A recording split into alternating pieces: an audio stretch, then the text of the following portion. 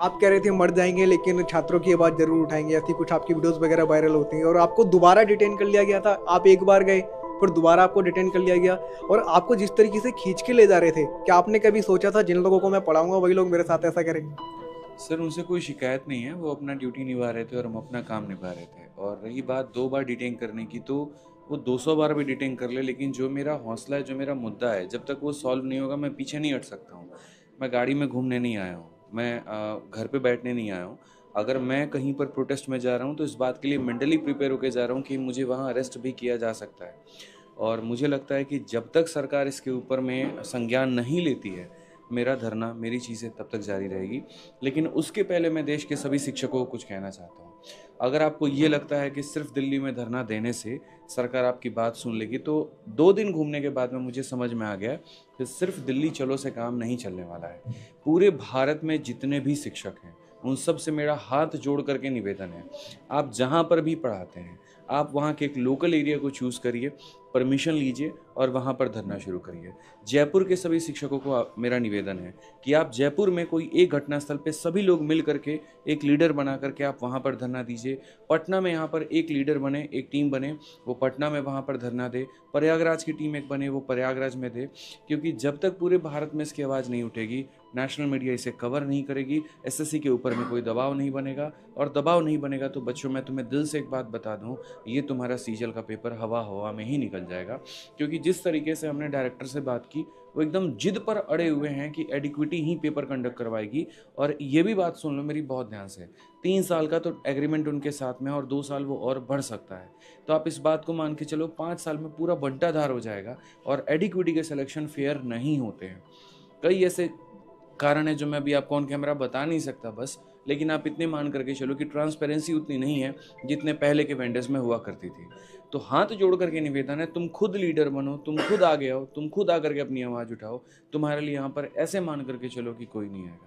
लोग हैं तुम्हारे साथ में, शिक्षक हैं तुम्हारे साथ में, लेकिन तुम्हें आगे आना पड़ेगा और अलग अलग जगह पर आना पड़ेगा। एक आदित्य रंजन एक टाइम पर एक ही जगह पर हो सकते हैं, एक विक्रमजीत सर एक जगह पे हो सकते हैं, एक प्रशांत सर एक जगह पे हो सकते हैं, आपका प्यारा शिक्षक एक जगह पर हो सकता है। लेकिन सोचो अगर एक समय पर दशों दिशाओं से यहाँ जो है अगर बात पहुँचाई जाए सरकार तक, तो कितनी तेज़ी से सर वो फैलेगा।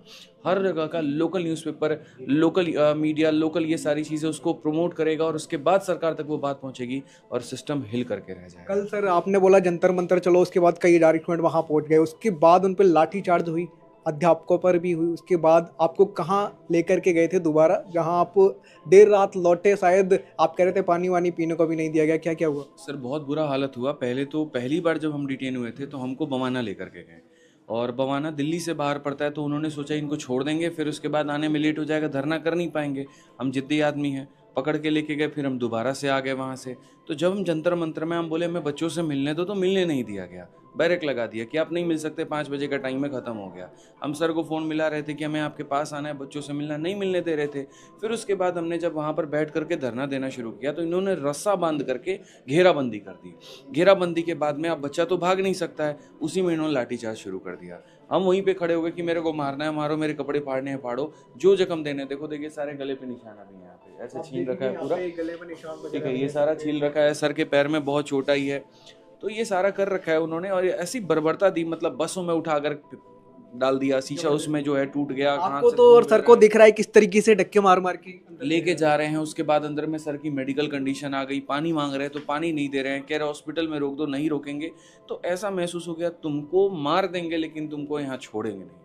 धारा कुछ भी नहीं है, कोई केस नहीं है, ना हम आतंकवादी है, ना हम कुछ, हम तो बच्चों की बात को उठा रहे हैं, जिसमें सरकार को भी ये बात कहनी चाहिए कि चलो हमसे कोई गलती हो रही है तो कम से कम शिक्षक तो खड़ा इस देश का, वो शिक्षक जो निर्माण कर रहा है, वो शिक्षक जो इस देश को बना रहा है, वो शिक्षक जो सबको पढ़ा करके आगे बढ़ा रहा है, उसकी तो बात माने कम से कम। उसके साथ अगर ऐसा व्यवहार हो रहा है, तो जब शिक्षक के साथ में ऐसा व्यवहार है तो बच्चे के साथ में कैसा? सर आगे की रणनीति अब क्या है? आज बहुत सारे लोग इंतजार कर रहे थे आपकी इस वीडियो का कि आदित्य रंजन सर, विक्रमजीत सर, प्रशांत सर या फिर जो और अध्यापक रिटेन हुए थे, वो सब क्या कहना चाहते हैं, क्या रणनीति है? दिल्ली में हम अपने परमिशन और बाकी सारे धरनों की प्लानिंग सारे शिक्षकों के साथ में मिलकर कर रहे हैं, लेकिन दिल्ली के बाहर बाकी जितने भी क्षेत्र हैं वहाँ के, आप खुद राजा बनिए, खुद लीडर बनिए, खुद आगे आइए और आकर के अपने धरने को लीड करिए। क्योंकि एक टाइम पर एक जगह से, हम राजनीतिक पार्टी नहीं है सर, हमारे पास में अलग अलग ब्रांचेस नहीं हैं, हम अलग अलग क्षेत्रों में नहीं जा सकते हैं। इसीलिए मेरा आह्वान है सभी लोगों से कि अपने अपने जगह से जब तुम बात पहुंचाओगे ना, बहुत तेज में बात फैलेगी, बहुत आगे बढ़ेगी। क्योंकि हम वीडियो बना करके ये कह देते हैं दिल्ली आओ, जंतर मंतर आओ,